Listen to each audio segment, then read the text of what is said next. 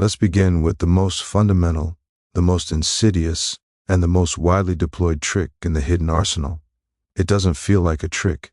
It feels like conversation. It feels like cooperation.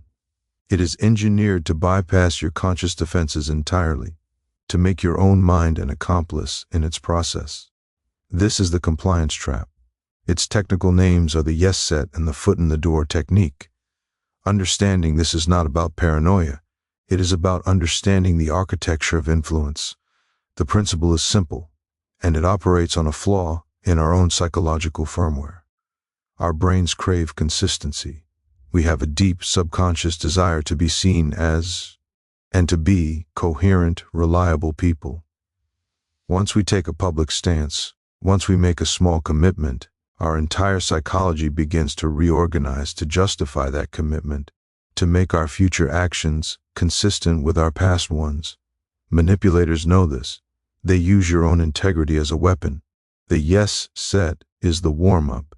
It's the pre-assault calibration. The manipulator will approach you with a series of trivial, undeniable, harmless statements or requests designed to get you to agree. Nice day out, isn't it? Crazy how busy it is here. Could you pass me that pen? These are not questions.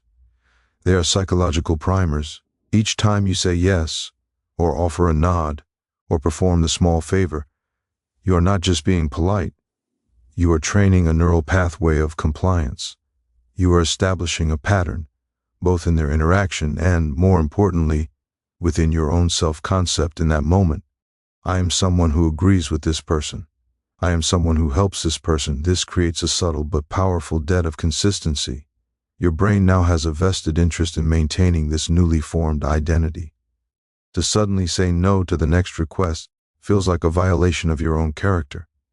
Creates cognitive dissonance. It's easier, psychologically, to say yes again than to break the pattern you've just established. This is when the foot in the door is placed. The request escalates. It is never the big ask first. The big ask would trigger your alarms. It is always the small one. Once your foot is in the door, once you have agreed to watch their bag for a second, to sign a vague petition, to lend a trivial amount of money, the frame has been set. You are now the kind of person who helps. The next request is larger, then larger. The bridge from "Can I borrow $1 for the bus?" to "Can I stay on your couch for a week?" is built brick by brick from your agreement. This trap is everywhere. In sales, it's, do you want to save money? Yes. Do you want security for your family? Yes. Then this overpriced policy is the logical choice. In toxic relationships, it's, do you love me? Yes. Then you'll forgive me for this. In cults, it's, do you want to be happy? Yes. Do you believe in truth? Yes. Then surrender your will to ours. The power of the trick is that it feels like your own idea. By the time the exploitative request arrives, your mind has already constructed a narrative where agreeing is the right, the consistent, the good thing to do. Saying no feels like betraying not them, but yourself. Your defense is not to become a person who says no to everything. That is just another reactive trap. Your defense is conscious awareness of the first agreement. You must become the gatekeeper of your initial yes. Before you agree to the trivial, ask yourself the strategic question: what door does this put my foot in? What identity am I building with this person? You are under no obligation to maintain a consistency that was engineered for you. You are allowed to have agreed to pass the salt and then refuse to hand over your wallet. The person who gets angry at that contradiction is not angry at your inconsistency. They are angry that their psychological trap failed. Guard your first yes as if it were the only lock on your front door, because in many ways it is. Now we examine a trick that doesn't need to build compliance. It bypasses logic by targeting something more primal, more urgent. It speaks directly to the ancient parts of the brain concerned with survival, with loss, with securing resources before the tribe gets them all. This is the illusion of scarcity. Its entire mechanism is built on one powerful, overriding human instinct: the fear of missing out. In a world of abundance, of endless choice and digital shelves that never empty, true scarcity is rare. But the feeling of scarcity is a lever that can be pulled to override reason, to create panic in a vacuum, to make you sprint when there is nowhere to run. Manipulators don't sell you a product, an opportunity, or a relationship. They sell you the terrifying specter of its loss. The trick is in the framing. The offer itself is almost irrelevant. What is being sold is exclusivity, urgency, a closing window. Listen to the language. This price is only good for the next 10 minutes. There are only 2 units left at this location. I don't usually connect with people like this. This offer will never be repeated. The ticking clock, the limited inventory, the one-time exception. These are not facts, they are pressure devices. Their goal is to engineer a controlled crisis, a mini panic. When the brain perceives scarcity, real or fabricated, it shifts operational modes. Deliberate, rational prefrontal cortex thinking is shut down. The older, faster, more reactive limbic system takes over. Its commands are simple. Acquire, now, before it's gone. This is the same circuitry that triggers a feeding frenzy. It is not designed to evaluate quality, long-term value, or hidden costs. It is designed to seize. This is why the tactic is so devastatingly effective. It doesn't argue with your logic. It renders it irrelevant. While you're trying to weigh pros and cons, the implanted fear that the opportunity will vanish creates a pain point more immediate than any future regret. The manipulator makes inaction more psychologically painful than a bad decision. You are no longer choosing the best option. You are fleeing the pain of loss. See it in every domain. The limited time sale that makes you buy things you didn't want. The romantic partner who creates rival suitors out of thin air to make you commit faster. The job offer with an exploding deadline designed to stop you from negotiating or seeking other bids. The cult that warns the end is near and salvation is only available through them, right now. The mechanism is identical. Manufacture lack to create leverage. Your defense begins with a simple, grounding question. What happens if I miss it? Force the analytical mind back online. If the offer is genuinely valuable, it will have value tomorrow. If the connection is real, it will withstand a moment of patience. True scarcity does not need to be announced with sirens and countdown clocks. Diamonds are not sold with a guy on a stage yelling, "We only have 3 left." Their scarcity is inherent, quiet, and undeniable. When you feel that sudden clutch of panic, that urgent need to decide right now, you have likely identified the illusion. That feeling is the signal, not to act, but to pause. It is the smoke indicating the presence of psychological fire. Your calm in that moment is your greatest weapon. Your willingness to walk away is your ultimate defense. It proves the scarcity was an illusion, because if it were real, walking away would be impossible. You've just called their bluff. The most powerful things in life, Ruth, character, real love, are not scarce. They are renewable. They expand. Anyone trying to sell you scarcity is trying to sell you fear. Do not let them turn your fear of loss into their asset. We now move to a trick that weaponizes the most fundamental human need after survival, the need to belong. It exploits our deep, often unexamined, fear of being cast out, of being wrong while the tribe is right, of standing alone. This is the social proof bypass. It is the art of manufacturing consensus to silence your inner voice. The principle is ancient. If the herd is running, you run. You don't stop to ask why. That hesitation could mean death. This instinct kept us safe for millennia. Today, manipulators simulate the stampede. They create the deafening echo of an imaginary crowd to trigger your compliance, to make you abandon your own judgment in favor of a phantom majority. Listen for the language of vague, unassailable consensus. Everyone knows that all the smart money is moving to. Most people in your situation would. It's common sense that studies show, without ever citing one. These phrases are psychological placeholders. They are empty vessels filled with the assumption of authority. Their power lies in what they don't say. They don't name names. They don't provide data. They invoke a faceless, anonymous everyone because a specific everyone can be questioned. A ghost cannot be cross-examined. The trick works by imposing a crushing weight of imagined normality. It makes your dissent feel not just like disagreement, but like deviance. It pathologizes your independence. When you're told everyone else is doing it, thinking it, believing it, two things happen. First, you experience social anxiety, the fear of being the odd one out. Second, you experience epistemic doubt, the fear that if everyone else sees it, maybe you're the one who's blind. Your own perception becomes suspect. This is how cults recruit. It's not believe this bizarre thing, it's look at all these happy, normal people who have found the truth.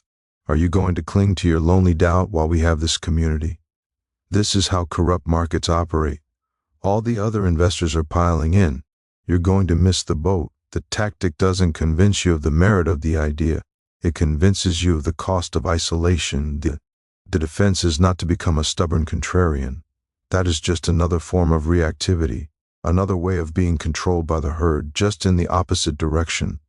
The defense is to demand specificity, to shine a light on the phantom crowd.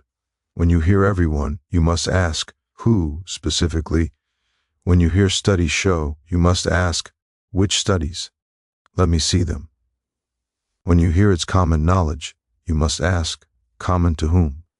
Define the community. You will find one of two things. Either the manipulator will flounder, unable to materialize their fictional consensus, exposing the bluff, or they will provide specifics, which you can then actually evaluate on their own fragile merits. You bring the ghost into the light, and it vanishes. True consensus, real social proof, is quiet. It doesn't need to announce itself. It is demonstrated, not declared. People who are genuinely secure in their beliefs don't spend their energy telling you about the invisible majority standing behind them. They stand on the strength of their own argument. Your mind is your territory. The claim of everyone is an attempted invasion by an unnamed army. You have the right and the duty to ask for the roster. Do not fear being the only one who sees the empty room. That is not loneliness. That is clarity. Now we confront a trick that is not an external lure or a fabricated crowd. This one is more intimate, more vi. It operates by turning your greatest strengths against you. It targets your capacity for empathy, your sense of duty, your moral compass. This is the guilt and obligation engine. Its sole purpose is to convert your own decency into a currency they can spend. The mechanism is a perversion of a sacred social contract. Healthy relationships operate on a balance of freely given give and take. There is a natural flow. This engine seeks to create a one-way siphon. It does this by manufacturing a debt you never agreed to owe, and then demanding repayment with interest. Listen for the linguistic markers. They rarely ask directly. Instead, they frame their demand as the obvious, inevitable conclusion of your own character. After everything I've done for you, a real friend would, I guess I just expected more from you. If you love me, I'm not asking for much. Notice the structure. It is never about their need. It is always a commentary on your failing. The request is hidden inside an indictment. They are not asking for a favor. They are offering you a chance to prove you're not a bad person. This is emotional blackmail. The currency is not money, but your peace of mind, your time, your integrity. They present you with a false binary. Either you comply with their demand, thereby validating your goodness, or you refuse and accept the label of selfish, ungrateful, cruel. They make your no carry a moral weight it does not deserve. The power of the trick is that it hijacks your internal judge. Your own conscience, that inner voice that guides you toward being a good person, is recruited as their enforcer. You are not fighting them. You are fighting a version of yourself they have tricked into working for them. The anxiety you feel is not about the request itself, but about the threatened collapse of your own self-image. It is easier to give in than to endure the self-condemnation. This is how abusers maintain control long after the logical reasons to stay have vanished. After all these years, think of the children. You made a promise. It's how toxic families drain members dry. We're family. It's your duty. It's how exploitative bosses demand unpaid labor. We're a family here, and families pitch in. The principle was identical. They are not leveraging your skills. They are holding your character hostage. Your defense is the strategic and deliberate separation of your character from their demand. This is a surgical operation. You must learn to see the trap for what it is, a false equation. Someone can make a bad request of a good person. Your refusal to be exploited is not a flaw in your morality. It is a testament to your self-respect. Your goodness is not contingent on your compliance. In fact, true goodness often requires the courage to say no to what is wrong, even, especially, when it is dressed up as an obligation. When you feel the hot flush of manufactured guilt, you must pause. You must ask the defining question, am I being asked or am I being sentenced? Is this a request that stands on its own merits, or is it wrapped in the barbed wire of emotional consequence? Are you being appealed to, or are you being tried? A genuine request can withstand a no without collapsing into character assassination. A manipulative one cannot. You are not a moral vending machine where someone inserts a coin of past favor and selects the treat of your compliance. You are a sovereign being with the right to evaluate each request in the present moment on its own terms. Your conscience is meant to guide you toward what is right, not to strong-arm you into what is convenient for someone else. Guard it accordingly.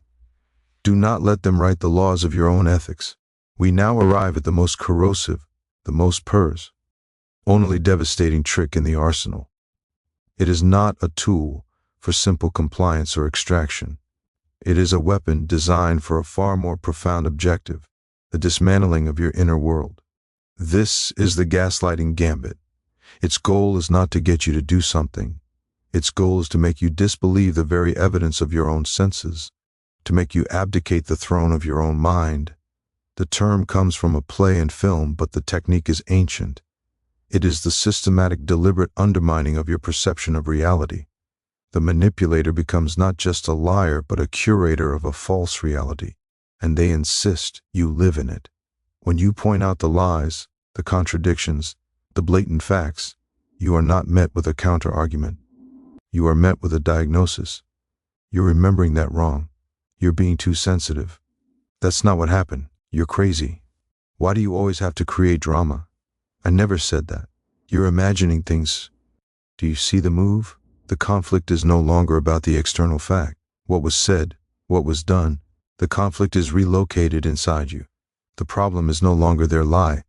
The problem is your faulty memory, your overactive emotions, your unstable mind. They deny the reality you witnessed, and in doing so, they deny you. They make your very perception the enemy. This creates a slow, grinding psychosis. At first, you doubt the single event. Then you start to doubt your memory in general. Maybe I did mishear. Then you begin to doubt your emotional responses. Maybe I am too sensitive. Finally, you doubt your own sanity. Maybe there's something wrong with me. You become dependent on their version of events because yours feels fragile, unreliable. You surrender your judgment to them because yours feels broken. This is the ultimate victory for the manipulator. You become the prison guard of your own cell, Polison. Your own thoughts for deviance from their truth. The gaslighter's power lies in their unwavering, calm insistence. They present their fiction not as an argument, but as a simple, placid fact. Your emotional reaction to the injustice, your anger, your frustration, your tears, is then used as further evidence of your instability. See? You're hysterical. No one sane gets this upset over nothing. Your healthy response to being lied to is weaponized as proof of your illness. Your defense is not to argue harder. Arguing on their terrain about their fabricated facts is a battle you cannot win. They built the battlefield. Your defense is to anchor yourself to objective reality and trust the anchor with your life. This requires externalization. Your memory, your feelings, are internal and can be called into question, so you must create external records. Write things down, in a journal, in a secure note. After a conversation where a promise is made or a fact is stated, write it. Use text messages or emails that create a dated, unchangeable transcript. When the denial comes, you do not argue, you simply refer to the record. My notes from our conversation on Tuesday say you agreed to this. Here's the email you sent. This does two things. First, it protects your mind. Seeing the objective proof reinforces your sanity. Second, it exposes the game. The gaslighter, confronted with evidence, will often escalate, "You're spying on me," or collapse the topic, "I can't believe you're being so technical." They cannot tolerate a reality that exists outside their control, but the most powerful defense is a simple, unshakable declaration of your own sovereignty. "That is not my experience." You do not need to prove them wrong. You only need to state your truth and refuse to budge from it. You may remember it that way. I remember it differently. That may be your perspective. It is not mine. You withdraw from the battle for a single reality. You simply state that your own exists, and it is not negotiable. This robs them of their power. Their goal was to make you doubt your reality. By calmly, immovably owning it, you make their gambit impossible. The world they are trying to build requires your participation, your doubt, your surrender. Stop building it for them. Your mind is the last and only territory you truly own. Do not let anyone plant false flags in it. We have surveyed the arsenal, the traps of compliance, the illusions of scarcity, the ghosts of consensus, the blackmail of guilt, the corrosion of gaslighting. These are the tools, but tools require a susceptible material. A lock picks nothing without a keyhole. A virus infiltrates nothing without a point of entry. This brings us to the final point, the ultimate knowledge, the counterspell that renders all dark psychology inert. The entry point for every single one of these tricks is a fractured self, a self that looks outward for its validation, its reality, its sense of worth and direction, a self that is not a fortress but a marketplace, open, negotiating, seeking approval, vulnerable to every merchant of false promises and every thief of peace. The compliance trap works because you value being seen as agreeable more than you value your own boundaries. The illusion of scarcity works because you fear missing out more than you trust your own judgment of value. The social proof bypass works because you fear isolation more than you honor your own perception. The guilt engine works because you outsource your moral authority. The gaslighting gambit works because you doubt your own reality. Do you see the common flaw? It is a vacancy at the center, a hollow where a sovereign I should be. Therefore, the ultimate defense, the forbidden knowledge they truly hope you never learn, is not an other trick. It is not a list of counters to their list of moves. That is an endless war. It is the construction of a self that is invulnerable through completion. It is the principles we have spoken of before, applied here as your psychological armor. This is invulnerability through self-awareness and frame control. Self-awareness is your intelligence network. It is the constant, silent monitoring of your own interior. It means you feel the tug of the yes set as it happens. You recognize the clutch of artificial scarcity in your chest as it triggers. You hear the phrase everyone knows and your internal alarm pings. You sense the heat of manufactured guilt and name it before it names you. You notice the first subtle attempt to question your memory, and you stop it at the gate. You see the strings. When you see the strings, you cannot be puppeted. You are no longer a subject in their experiment. You are a fellow scientist watching them work, unimpressed. But awareness alone is not enough. You must hold territory. This is frame control. Your frame is the unspoken context you establish for every interaction. It is your bedrock reality. The manipulator's entire goal is to shatter your frame and make you enter theirs. The guilt tripper's frame is "you owe me." The gaslighter's frame is "your mind is unreliable." Your power is to hold, with immovable calm, your own frame. Your frame is "I evaluate requests based on my own values." Your frame is "my perception is valid and I trust it." Your frame is "my worth is not negotiable." When they deploy their trick, you do not fight it on their terms.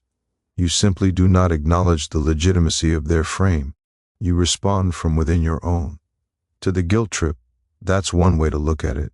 I'll make my decision based on what's right for me. To the gaslighting, that's your recollection. Mine is different. To the artificial scarcity, if it's gone tomorrow, then it wasn't meant for me. You are polite. You are calm. You are unmoved. You are a mountain replying to the wind. This is what they cannot defeat. They are artists of chaos, pressure, and doubt. They need you to be reactive, emotional, pliable. When you are centered, self-validated, and holding a frame of unassailable self-ownership, you present them with a psychological object they have no tools to manipulate. You have removed the keyhole. The lockpick is useless. The virus finds no compatible host. You become like a tree. The wind of their manipulation may blow, the guilt, the lies, the pressure, but you are rooted in your own soil, drawing sustenance from your own depth. The wind does not argue with the tree. It simply blows, and the tree remains. This is the final secret. The dark arts are powerful only in the dark of self-ignorance, of need, of inner vacancy. Turn on the light of your own unshakable self-awareness. Build the fortress of your own completed being. Hold the frame of your own sovereignty.